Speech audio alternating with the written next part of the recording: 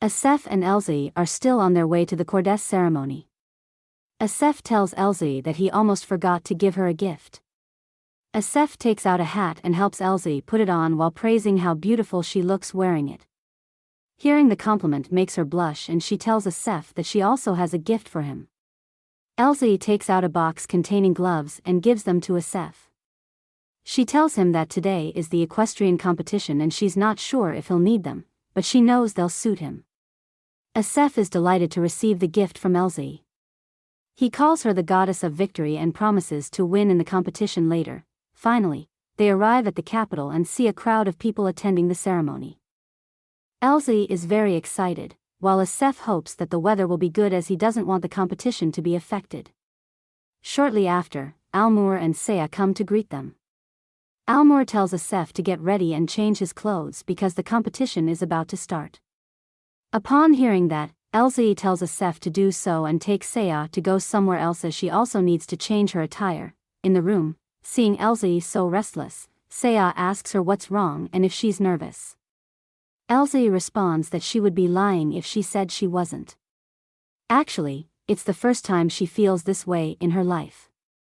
She's not sure if she'll perform well in the competition, despite practicing beforehand. It's her first time doing it.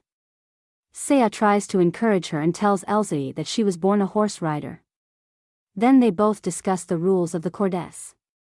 The rules are set like this: out of the 8 finalists, the first to complete 10 rounds wins. They start with their partners, but after the 5th round, Asef needs to get off the horse and retrieve the flag. At that time, Elsie will be alone, and that worries her. Finally, the time of the competition has arrived. Seeing Elsie approaching him, Asef greets her. Meanwhile, Elsie is deep in thought, worried that she might make a mistake while riding. She doesn't want Asef to get injured like the day before and takes a deep breath to calm herself down. After both of them mount their horses, Elsie asks if riding her horse is a better choice compared to Asef's horse named Jade. Asef replies that it's not a problem. Since Elsie has practiced using it before, if it makes her comfortable, then that's the best choice for him. Asef tells her not to overdo it and assures her that no matter how fast she comes back, he'll be there before she arrives. He then tells her not to feel pressured because as long as she is with him, they're going to win. Finally, all the participants have gathered, and seeing how determined they all are, it makes Elsie feel nervous. On her left side, she sees a couple who look like twins. Catching the woman's gaze, she quickly avoids it. She remembers seeing them in a novel, but she can't recall who they are. Seeing everyone ready, the Emperor signals for them to be ready. Asef tells her not to worry, he'll do everything, and she just needs to stay beside him. As they hear the sound of the horn, the competition begins. All the participants ride their horses at high speed, filled with excitement for the competition. Seeing an obstacle ahead, Asef tells Elsie not to be afraid and reminds her that courage and faith are the most important things in horse riding. After successfully passing the obstacle and overtaking one team, they only need to defeat one more team ahead, and victory will surely be theirs. Looking at the twins in front of them, Elsie finally manages to remember who they are. They are the Cisline siblings, the ones who successfully brought Prince Alceste back to the capital. After the two of them win the competition, they make a request to the Emperor to bring back the prince whom he had expelled before. While she is lost in thought, Elsie is startled by Asef abruptly stopping. Asef tells her that it is the 5th round, so he needs to dismount the horse to retrieve the flag. He instructs her that he will get the flag and return before she comes back. And then he quickly runs off from there. Seeing Asef leave, she doesn't want to lose focus in that moment and continues riding her horse to continue the competition. Seeing the obstacle ahead, she remembered Asef's words to calm herself. Despite her heart pounding due to nervousness, she tried to gather courage and finally managed to leap over the obstacle. After successfully overcoming the hurdle, Elsie saw Asef was waiting for her ahead. Asef praised her for successfully jumping over the obstacle and took over to ride the horse. Now they only needed to pass the twin team, and victory would surely be theirs. Originally, it was the twins who won the Cordès competition in the book and got the chance to meet the Emperor. But now, they were defeated by Asef's team, and it made Elsie worried about what would happen in the future. Asef held Elsie's shoulder and thanked her for helping him win the competition. Asef looked so happy, but she thinks that Asef's words were a lie because when he did it with Alyssa in the novel, he wasn't interested in winning at all. Asef told Elsie that he wanted to say something to the Emperor when he met him. Seeing Elsie looking gloomy, Asef asked why the long face, whether she wasn't happy with their victory or she wanted to say something. Elsie looked at Asef, wanting to say something, but before she could answer, Asef was called. Seeing Asef walking away, she wanted to rectify the situation but didn't know how or what to do. Duke Tiada approached Elsie and asked what was going on because she looked terribly unwell. Elsie replied that they needed to send someone to Egrin immediately. Seeing her father confused by the situation, she told him that she would explain the reason later. Realizing that Elsie wasn't wearing the necklace he provided, Duke Tiada felt angry because Elsie turned away from his advice and entered the courthouse with Asef. Meanwhile, the time for the presentation had arrived. Asef was facing the Emperor to receive his reward. The Emperor said he would grant Asef any favor he wished to congratulate his courage and loyalty. Asef lifted his head and looked at the Emperor, then told him to bring Prince Alceste back, and that was the favor he asked for. Hearing that, the Emperor and the other guests were shocked by Asef's request. The Emperor looked at Asef, unable to believe what he had heard. Out of anger, the Emperor slammed his hand on the chair, causing a loud bang. Elsie and her father were startled by the loud bang, quickly rushed towards its source. They saw the Emperor standing, staring at Asef and asking him once again if he had truly heard what Asef had said earlier. Unafraid of the Emperor, Asef replied, stating that he wanted the Emperor to bring Prince Alceste back to the capital. Elsie and the other guests were shocked to hear this. Prince Ludwig stood up and shouted at Asef, informing him that Prince Alceste's departure was ordered by the Emperor. Asef responded, saying, that is why he is pleading to the Emperor. He continued, he is not asking the Emperor to return him to his former status entirely, but he is asking him to call Prince Alceste back because he is concerned about the relationship between father and son. Hearing this enraged Prince Ludwig, as he believed Asef was trying to undermine his authority. The Emperor remained silent for a moment and finally agreed to fulfill Asef's request. Asef was delighted by the Emperor's response and bowed, expressing his gratitude. Afterward, Asef went to meet Elsie and Duke Tiada. Duke Tiada reprimanded Asef for his actions, stating that it was a dangerous move to side with the prince in front of everyone. Sometimes we have to take dangerous steps to win. Asef replied. Duke Tiada countered, saying he didn't know what Asef gained by doing that, but he believed Asef's actions could endanger him as he was still a subject of the Emperor. After their conversation, Duke Tiada intended to leave and asked if Elsie would be fine without him. Asef assured him that Elsie would be fine as he would accompany her. Once her father left, Elsie asked Asef why he would do something that could endanger himself. Asef looked at Elsie and told her that he was not courageous enough to leave her behind to face danger alone because he wanted to live a long life with her. Elsie was taken aback by Asef's answer and asked why he said such things. Asef explained that he wanted to do many things with her, many more things. He then asked if she had prepared a beautiful dress for today, as he wanted to see her in a gorgeous, pale neckline revealing gown.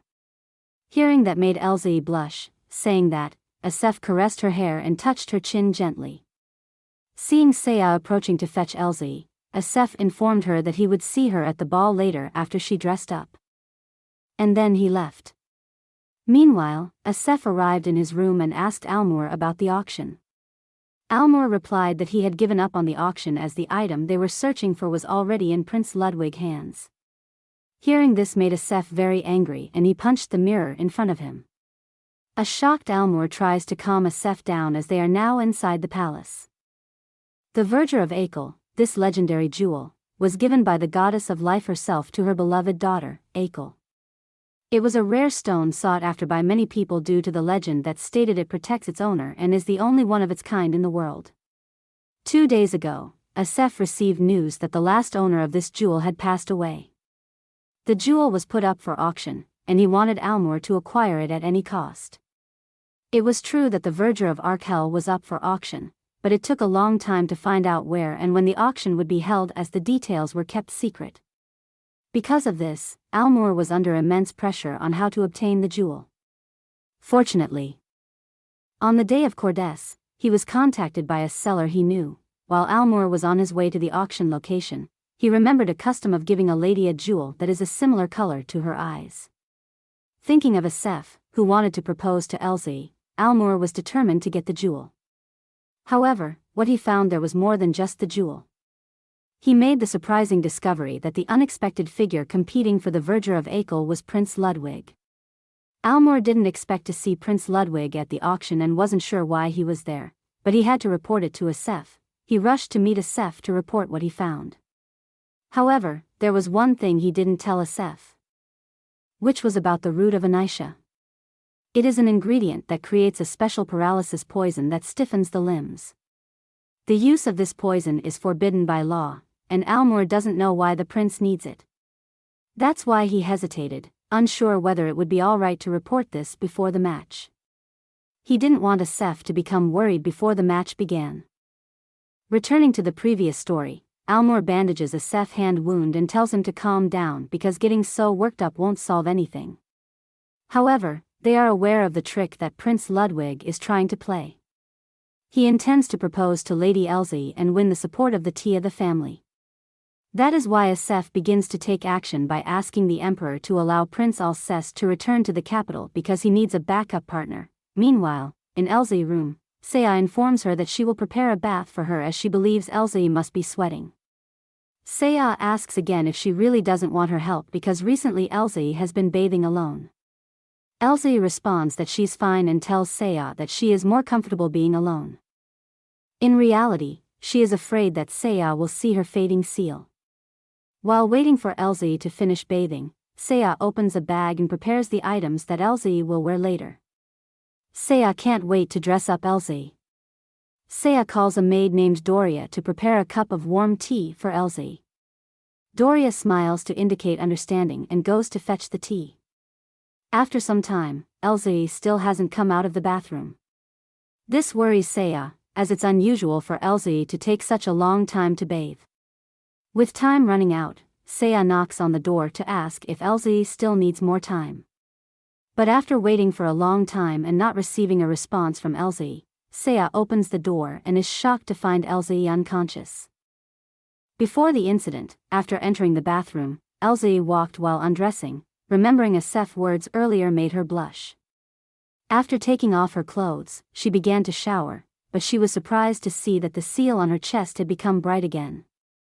Thinking that the seal seemed to deny their love, Elsie found it difficult to hold back her emotions, and it caused her to lose consciousness. Going back to the previous scene, Saya tried to wake up Elsie, who was unconscious. Elsie tried to get up but felt a lot of pain in her left chest. Seeing Elsie in such agony, Saya wanted to call a doctor, but Elsie stopped her, not wanting her father to find out about it. Meanwhile, Asef called Doria to his room. Doria was the maid he sent to House Tiada as a spy. Doria informed him that while she was outside the corridor, she heard someone crying inside the bathroom. Asef asked if she noticed anything strange happening. Doria replied that she didn't know because Elsie hadn't come out of the bathroom yet. Upon hearing this, Asef told Doria to leave. Asef asked Almor what could have made Elsie cry. Almor answered that he wasn't sure, but he thought that if Elsie wasn't feeling well, it would be better for them to attend the event another day. Hearing Almor's answer, which wasn't what he had hoped for, Asef scolded Almor. Asef told him that he would do it and went to fetch Elsie. Seeing Elsie approaching him, Asef thought that she looked so different that night. They both finally arrived at the reception hall. They were greeted by applause from the guests. Asef and Elsie stopped in front of the emperor and bowed to show respect. "We present ourselves before you, your majesty. May the blessing of Primessa be with you," Asef said. The emperor stood up and congratulated Asef and Elsie on winning the competition. He was delighted to see the courage and beauty they displayed during the Cordess and hoped that the occasion would bestow grace upon them. The emperor's speech ended with applause from the guests. After the emperor's speech, the event began, starting with a dance performance by Asef and Elsie. All the guests focused their attention on them. But not everyone looked at them with joy, especially the Emperor and Prince Ludwig. While they were dancing, Asef and Elsie thought about each other. Elsie thought that in the end, she would be the one who would hurt Asef the most. She regretted approaching him in the first place. Meanwhile, noticing Elsie's nervous expression, Asef knew that she was trying to distance herself from him. He didn't know what made her so afraid, but Asef was determined not to let her go because he wanted Elsie to stay with him forever. After finishing the dance, Elsie contemplated whether she should leave Asef or not. The atmosphere became silent for a moment, but soon they were startled by Asef's sudden confession of love to Elsie. People wondered if there would be a wedding ceremony between the two families in the future. Elsie was surprised to hear it, as she did not expect Asef to do such a thing.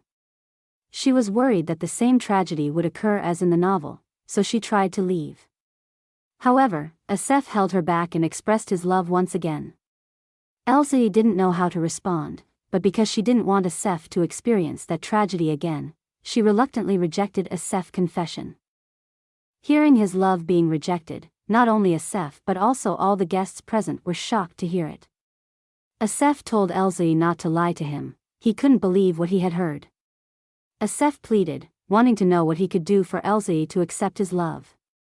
Seeing Elsie crying without saying a word, he couldn't accept it. Asef held her hand and led Elsie out of the room.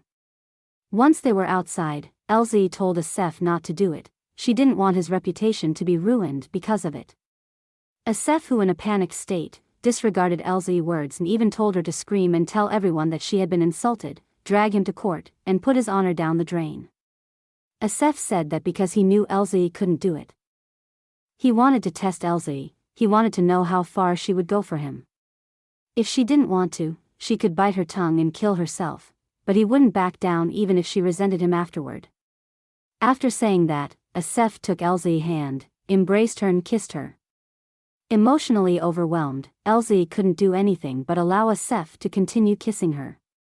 Asef released Elsie after the kiss and wanted certainty from her, whether she still didn't love him even after he did that. However, Elsie was still determined not to answer Asef's confession. Hearing that, Asef pulled out a dagger. He wanted to kill himself. He thought that if Elsie didn't accept his love, then life was no longer something he desired. He hoped that at least Elsie would remember him because of it. Elsie tried to stop Asef from doing it, but Asef ignored her and stabbed himself in the chest. Seeing the tense situation, Elsie finally surrendered and told Asef that she had the seal of God.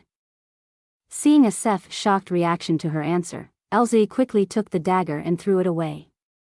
Asef pulled her hand and shouted, wanting certainty about what he had just heard. Elsie looked at the panicked Asef, then showed him the seal on her left chest. Seeing the seal, Asef fell silent, not knowing how to accept it, feeling as if his heart were being stabbed. Asef approached Elsie and touched the seal. He wanted certainty if it was truly the seal of God. Realizing the seal couldn't be removed, he shouted, releasing his anger. Elsie apologized to Asef for lying to him, explaining that she did it because she wanted to be with him. She knew her actions were unforgivable. Asef remained silent for a moment, then bowed down to pick up his fallen coat from the floor. His anger subsided, but he told Elsie that he still couldn't forgive her. He feels like he had been manipulated. Even though Elsie had the seal and he didn't, he wanted her to acknowledge her love for him, at least. Elsie replied that she had the seal and he didn't, so their love was destined to be short-lived because of it. Despite loving him so much, she knew their love wouldn't last because of the seal. Asef hugged Elsie, who's still crying, trying to calm her down and make her stop crying because she made him look like a fool. After some time, Elsie, who was being embraced by Asef, became calmer. However, they were surprised to hear a loud sound of someone opening the door. Asef turned and saw Duke Tiada and Alyssa heading towards them. Some time ago, after Asef and Elsie left the room became chaotic. Seeing the situation, Duke Tiada couldn't stand it anymore. He wanted to leave. He went to check on Elsie's condition. Duke Tiada hurried to leave but was stopped by Alyssa. she told her father to give them a little more time to talk. But Duke Tiago was so angry, telling her that he had waited for so long, then left. Duke Tiago opened the door and saw Asef embracing Elsie. He was shocked to see bloodstains on Elsie's clothes. He shouted, calling out to Asef, asking what he had done to his daughter, and grabbed his clothes. Seeing Duke Tiago so angry, Asef told him that he did not harm his daughter, in fact. That's the opposite of what happened. Seeing Asef injured, he released his grip and called Elsie to come closer. However, Asef intervened and said that Elsie belonged to him. Hearing that made Duke Tiago even angrier. He shouted at Asef, asking if he had gone mad. How could he do such a thing? Asef replied that Elsie had stabbed him. He just wanted to capture an assassin who tried to kill him. Asef threatened Duke Tiago. Hearing that, Duke Tiago fell silent and couldn't say anything. He asked Elsie if it was true that she did it. Elsie replied that yes, she did it, she stabbed Asef. Duke Tiago knew it wasn't true, but he couldn't prove it because at that time only one person was injured and many people inside could see it. So if something happens, it won't go in favor of Elsie. Asef wanted to know what Duke Tiago would do in that situation. Duke Tiago suppressed his anger and asked why he did it and what he wanted. Asef replied that he wanted to have Elsie. He would send a letter of proposal. He wanted Duke Tiago to promise to hand over Elsie to him. That's all he wants. Duke Tiago considered Asef blackmail to be unreasonable. Asef replied that it may sound like a threat, but he truly loves Elsie. He promised to protect her from anyone who wants to harm her. He mentioned that Prince Ludwig is looking for the virtue of Akel and the root of Anisha. Duke Tiago fell silent hearing this. He understood what Asef was saying, and he knew how dangerous the root of Anisha was. Elissa, who had been silent all this time, spoke up. She understood that Asef truly loved her sister and Elsie also loved him deeply. She looked at Elsie. Elsie nodded, reminding Elissa that Asef already knew about her seal. Elissa told Asef that her sister had never been happy since she got the seal. Rather, she was deeply troubled by it. Elissa told her father to give them his blessing. Duke Tiago said that the seal determines their fated partners. The act of ignoring God's words can only lead to suffering. He had never heard of anyone successfully overcoming the seal in any book. Even so, do you want to choose him? Duke Tiago asked Elsie. Elsie answered that she wants to be with Asef. To her, he's more important than her destiny. Despite destiny and her father's objections, she chooses to be with Asef. For her, Asef is the only one she truly loves. Hearing that, Duke Tiago let out a small sigh. He told the two of them to leave the place before it got out of hand. Asef nodded in understanding, reached for Elsie's hand, and took her away from there. He hates the world. He wanted to make the world pay for the guilt and fear he felt when he first took a person's life at the age of 17. He wants to get revenge. He wants to find those people who make his life so miserable and rip their arms and legs. Whoever it is, he wanted to kill them in the most cruel way possible. That was his purpose in life until he met Elsie. Asef met her by chance. He approached her because he needed Duke Tiago the backing. She was just a tool for Asef to gain more power and rank. After that he can just throw her away. That's what he thought back then. Asef did not expect to fall in love with Elsie. Remembering Elsie's words about the seal at that time, Asef felt that her words were more painful than being stabbed with a knife. Asef let out a sigh, stepped out of the tub, and walked towards the mirror while rubbing his left chest. He did it hoping that the seal would suddenly appear, but he knew it was impossible. After finishing his bath, Asef entered his room and looked at Elsie, who was sleeping. Carefully, he climbed onto the bed, gazed at Elsie, and then hugged her. Asef thought that even though he didn't have that seal, he was determined to have Elsie. Asef took off Elsie's clothes, revealing her shoulder, and the seal shone brightly, the seal of God that appears on destined lovers. It's supposed to be God's grace, and yet it's so cruel. Asef looked at the seal and then bit it. Elsie woke up from her sleep, feeling the pain, and asked what he was doing.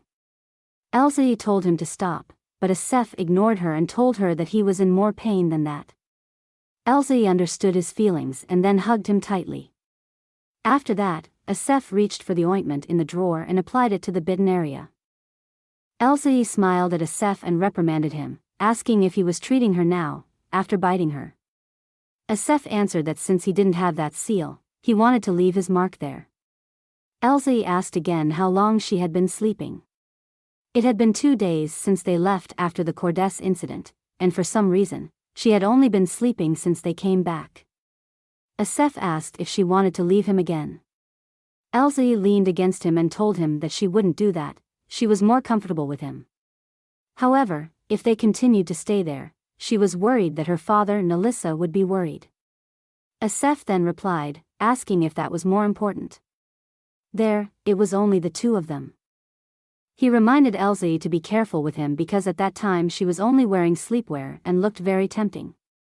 She looked at Asef and said, "I love you," to him. Asef didn't expect Elsie to say it, and hearing that made him blush.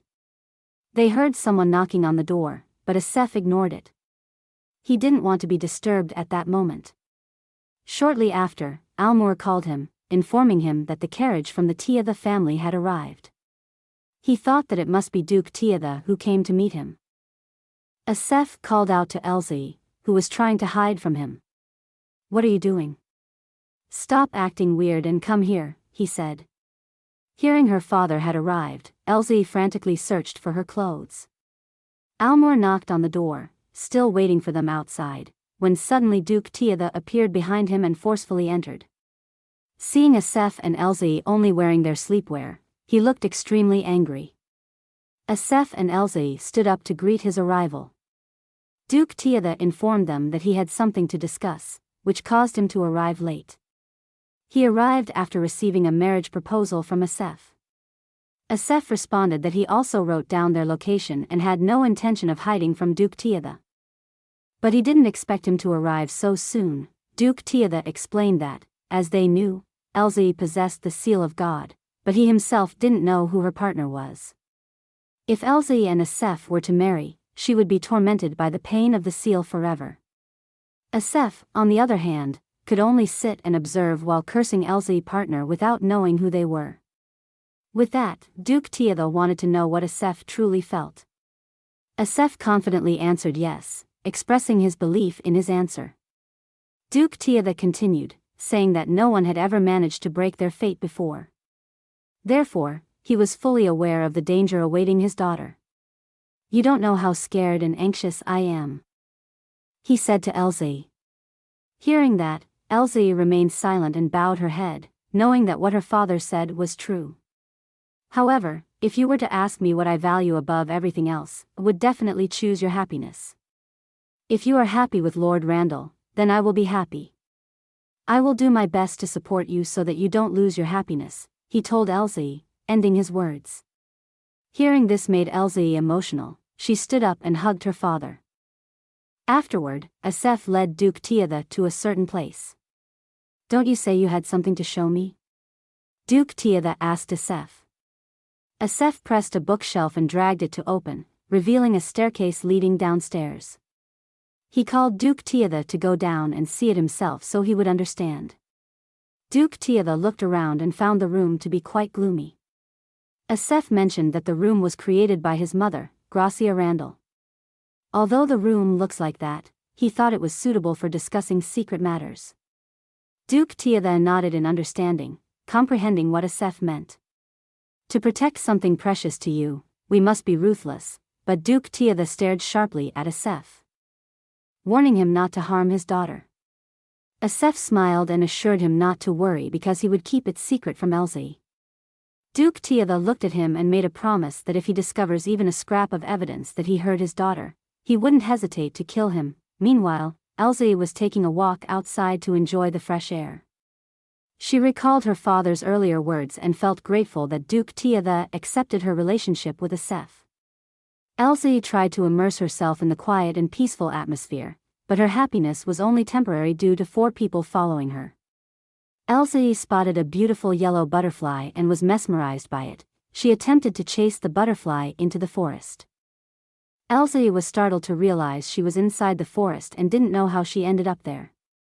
Suddenly, a person dressed in black appeared from behind, gripping her neck and asking, "Do you possess the seal?" with a menacing smile.